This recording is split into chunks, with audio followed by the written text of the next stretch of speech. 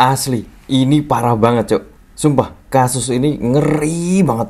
So, ada kasus nih di Amerika, di mana seseorang itu dihukum karena ngelakuin tindakan penghilangan nyawa terhadap temannya sendiri. Namanya Colin. Masalahnya nih, jasadnya si Colin ini pas ditemuin, itu bener-bener mengenaskan. Sampai ada yang ngira nih, kalau si Colin itu ditumbalin sama penganut sekte sesat. Dan setelah diselidiki lebih lanjut nih, ternyata fakta yang terungkap lebih mengerikan lagi. Bener-bener di luar akal sehat. Penasaran sama kisahnya? Tonton terus video ini dan jangan lupa like dan share ke teman-teman kalian. So, nggak usah lama-lama, kita langsung masuk aja ke ceritanya.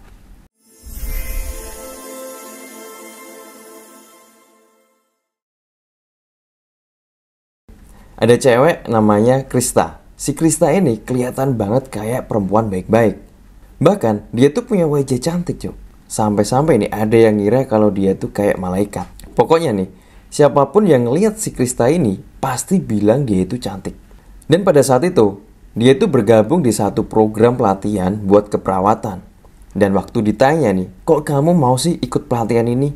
Si Krista ini jawab, karena ibunya Krista ini dulunya juga perawat. Terus si Krista ini jawab kalau dia mau ngikuti jejak ibunya. Nah, pas waktu pelatihan tuh, selama masa pendidikan, si Krista ini pacaran sama laki-laki yang namanya Daryl. Dan si Daryl ini orangnya gak aneh. Karena dia tuh punya obsesi dengan hal yang berhubungan sama aliran sesat. Atau yang mengarah ke... Dan waktu itu, si Daryl ini kalau kemana-mana pasti bawa buku. Dan buku itu dia klaim sebagai kitab suci satanisme. Terus si Daryl ini bilang kalau bukunya itu adalah pegangan hidupnya. Semua orang jadi heran dong. Kok bisa sih cewek secantik Krista itu mau sama laki-laki yang mengerikan kayak si Daryl itu? Dan seiring berjalannya pelatihan nih, orang mulai ngeliat, kok ternyata si Krista ini gak sebaik yang mereka pikirkan. Karena saat itu si Krista ini punya rival atau saingan yang bernama si Colin tadi. Dan si Colin ini dikenal sama teman-temannya itu orangnya pemalu tapi baik hati. Dia tuh gak segan-segan buat bantu temen kalau lagi susah. Dan sebenarnya gak ada alasan juga kenapa si Krista itu sampai segitu bencinya sama si Colin. Dan pas ditanya nih, si Krista itu ngomong kalau dia itu juga gak tahu kenapa alasannya. Tapi setiap dia lihat si Colin, si Krista ini pasti marah. Sampai-sampai si Krista ini ngomong, lihat aja, aku bakal ngelindas dia sampai dia keluar dari program pelatihan ini. Dan sepanjang pelatihan itu, si Krista ini mulai nunjukin sifat bencinya. Sampai dia itu curiga kalau si Colin itu mau ngerebut pacarnya. Dan si Krista ini sering banget tuh ngelakuin perundungan verbal sama si Colin. Dan hal itu juga sampai diketahuin sama ibunya Colin. Tapi ibunya Colin ini masih nganggep kalau itu masih wajar. Namanya juga pelatihan, pasti ada persaingan. Gitu katanya. Dan di situ si Colin ini juga sering banget tuh curhat sama ibunya kalau ada satu anak perempuan yang jahat banget sama dia. Sampai si Colin ini gak tahan sama omongannya. Masalahnya nih, kalau si Colin ini ketemu sama si Krista, si Colin ini pasti langsung dikata-katain, dibentak-bentak, dan itu juga tanpa alasan yang jelas. Dan lagi-lagi si ibunya Colin itu bilang kalau si Colin itu disuruh buat sabar. Namanya juga pertemanan, kayak gitu udah biasa. Kamu kan mau jadi perawat, tunjukin dong kalau kamu itu kuat. Ceritanya si ibunya itu ngasih semangat buat si Colin. Dan teman-temannya Colin ini juga nganggep kalau perundungan yang dilakukan si Krista itu masih di batas wajar. Masih belum lewat batas gitulah. Terus ada yang bilang juga kalau Krista itu curigaan banget sama si Colin. Dan celakanya lagi nih, si Daryl itu dia tuh juga terobsesi banget sama hal-hal yang berbau setan. Dia itu juga bukan tipe laki-laki yang setia lah. Dan Daryl inilah yang akhirnya bikin konflik antara Krista dan Colin itu sampai meledak. Karena ada nih suatu hari ya, pas ada liburan semester, si Krista ini balik ke rumahnya. Dan saat itu si Daryl masih tinggal di asrama kampus ya. Tiba-tiba aja nih, si Daryl ini ngomong ke temen laki-lakinya kalau dia itu baru aja kencan sama Colin. Terus si Daryl ini nyebarin berita kalau Colin itu cari-cari kesempatan ketika si Krista gak di kampus.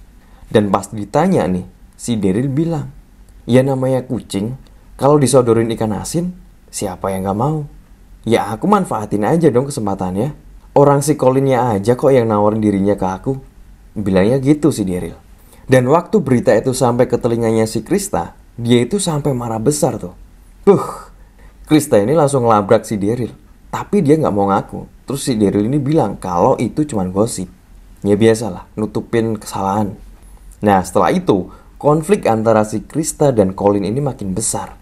Dan seremnya itu di sini. Si Krista ini pura-pura baik sama Colin. Dia itu tiba-tiba bilang kalau mau berdamai sama Colin. Dan di situ karena Colin ini udah nganggap si Krista itu udah berubah, akhirnya si Colin ini mau diajak temenan sama Krista. Sampai pada suatu saat nih, si Krista ini ngajak si Colin buat piknik malam-malam. Katanya jalan-jalan di hutan kampus. Awalnya si Colin ini nolak ya karena mau dikasih rokok sama Krista. Dan si Krista ini juga ngasih tahu kalau rokok itu enak dan bisa bikin seneng lah. Di situ si Krista juga bilang, anggap aja itu pipa perdamaian. Dan setelah itu dia juga janji gak akan ngebully si Colin lagi. Awalnya nih, karena gara-gara itu, si Colin ini sempat ragu dengan ajakannya si Krista ya. Masalahnya kalau sampai ketahuan sama pihak kampus, itu mereka bisa di DO. Dan setelah dipikir-pikir lagi nih, akhirnya si Colin ini mau. Colin ini menganggap kalau nanti setelah ini si Krista gak lagi ngelakuin perundungan ke Colin. Dan Colin bisa ngejalanin hari-harinya dengan tenang. Ya udahlah, akhirnya si Colin ini mau dengan ajakannya si Krista itu. Yang ternyata itu adalah niat jahatnya si Krista buat ngabisin nyawanya si Colin. Dan pada saat itu juga gak ada satu orang pun yang tahu tentang rencananya si Krista ini. Nah sebelum ada rencana itu, si Krista ini sempat uring-uringan ya. Dan bilang ke teman-teman. Dia bilang kalau hari itu dia tuh lagi pengen ngejahatin orang. Sampai orang itu gak berdaya. Kalau perlu, orang itu sampai meninggoy. Dan di sisi lain, si Daryl itu juga nunjukin tanda-tanda yang mulai mencurigakan.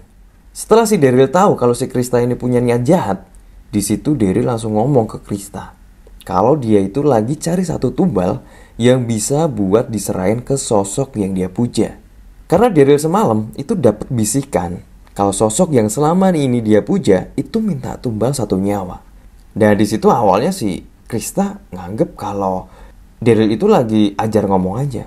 Si Daryl itu lagi halu.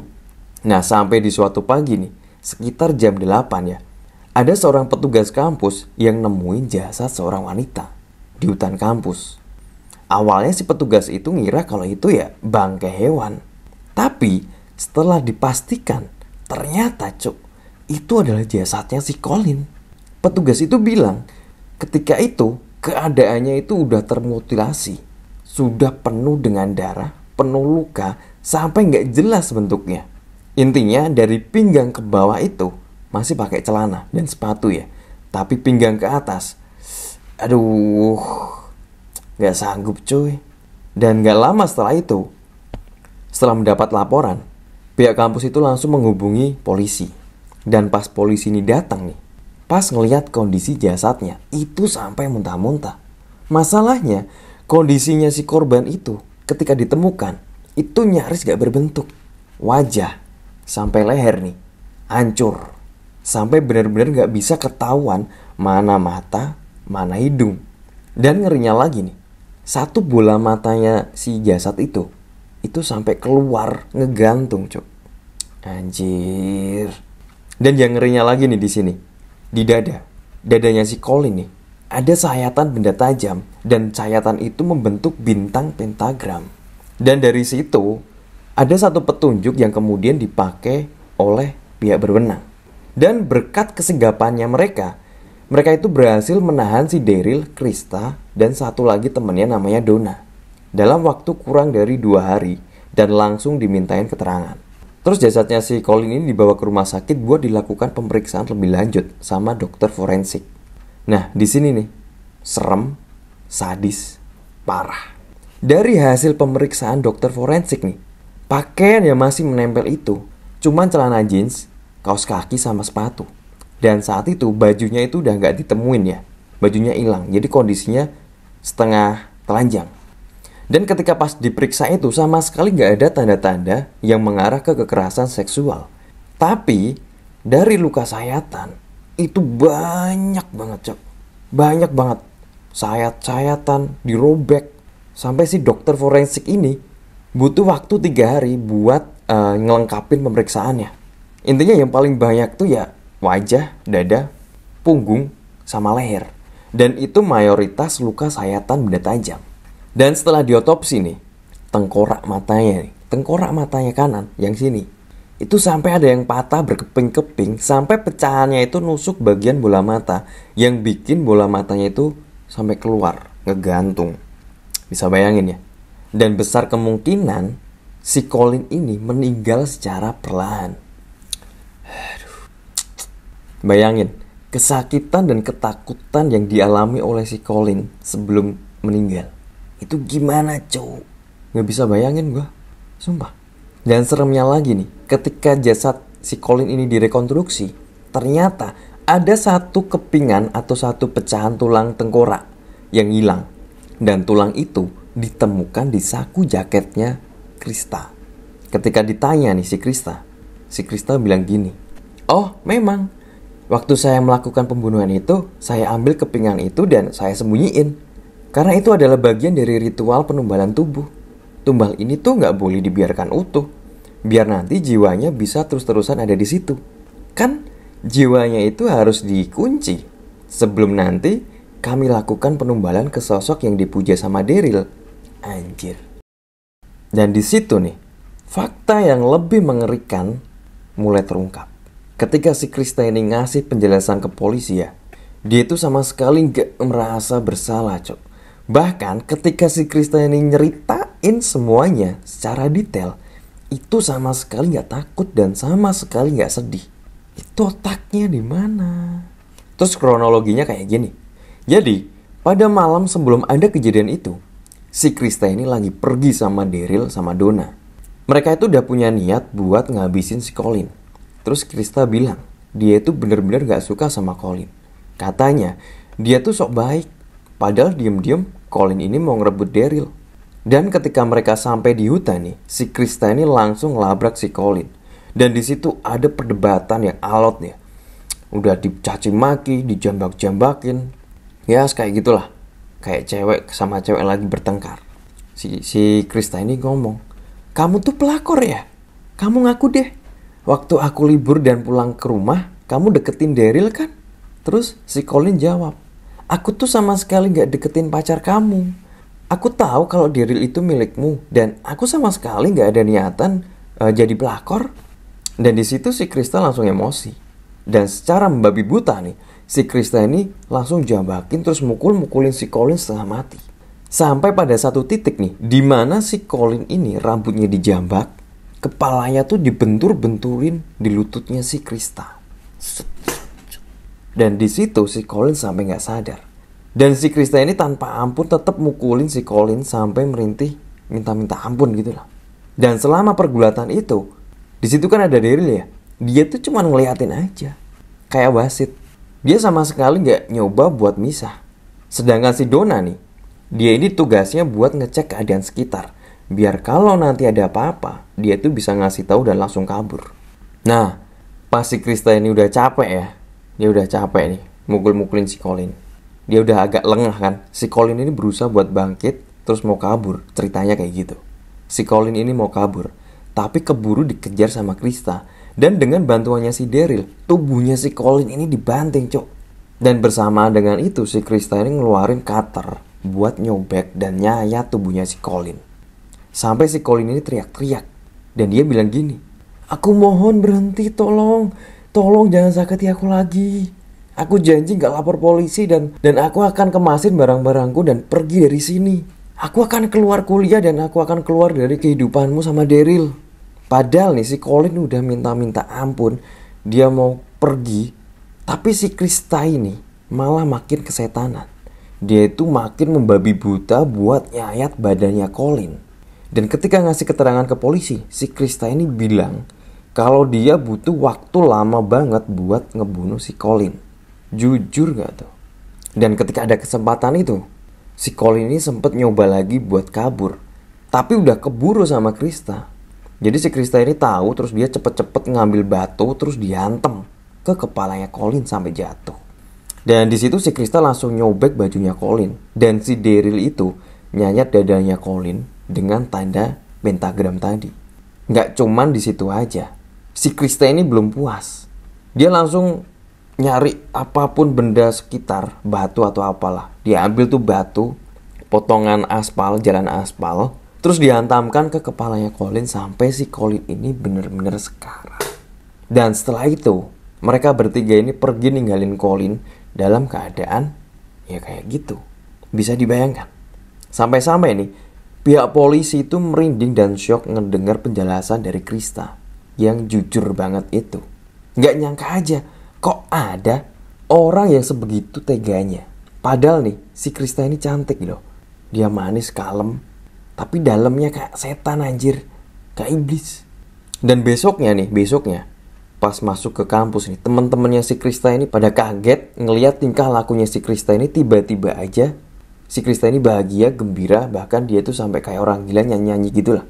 Terus si Krista ini sampai ngomong tanpa rasa bersalah di depan teman-temannya kalau dia itu habis ngebunuh si Colin, dan ngasih lihat potongan atau serpian tulangnya si Colin di depan teman-temannya. Nih tulangnya Colin nih.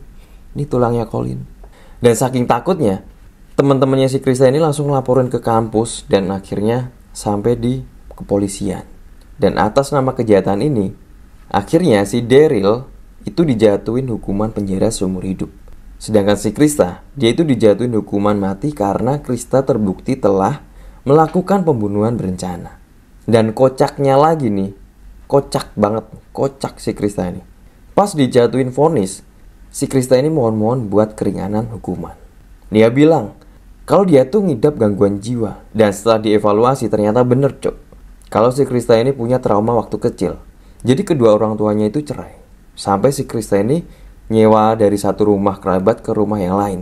Dan selama itu juga, selama nyewa-nyewa rumah itu, pindah-pindah itu, si Krista ini mengalami kekerasan fisik dan kekerasan seksual. Dan si Krista ini pakai traumanya itu buat bisa dapetin keringanan. Tapi saat itu Pak Hakim ini gak setuju. Pak Hakim bilang gini, "Saya ikut prihatin dengan yang Anda alami. Saya juga gak percaya tidak ada manusia yang pantas diperlakukan seperti Anda. Tapi hal ini tidak bisa dijadikan kebenaran untuk tindakan biadab yang telah Anda lakukan. Dan keputusan saya, hukuman mati yang saya putuskan pada Anda tidak akan saya cabut." Mampus gak tuh? Dan cerita pun selesai. Dari kasus ini ya, kita tuh gak bisa menilai seseorang cuma dari penampilan luarnya aja, yang ternyata itu dalamnya kayak setan anjir. So, pesan saya nih buat teman-teman, hati-hati kalau nyari temen ya. Pilih-pilih lah. Kalau sekiranya nanti di pertengahan jalan itu kalian ngerasa teman kalian gak beres, gak bener, udah deh, mending jauhin aja. Ya intinya dari kasus ini saya cuma bisa doain aja semoga korban diberikan ketenangan dan keadilan seadil-adilnya. Dan semoga keluarga korban bisa pulih dari trauma yang mereka alami. Makasih nih buat teman-teman yang udah nonton video ini sampai selesai ya. Kalau misalnya suka sama video ini jangan lupa di like dan share ke teman-teman kalian. So, saya kalau undur diri. Wassalamualaikum warahmatullahi wabarakatuh.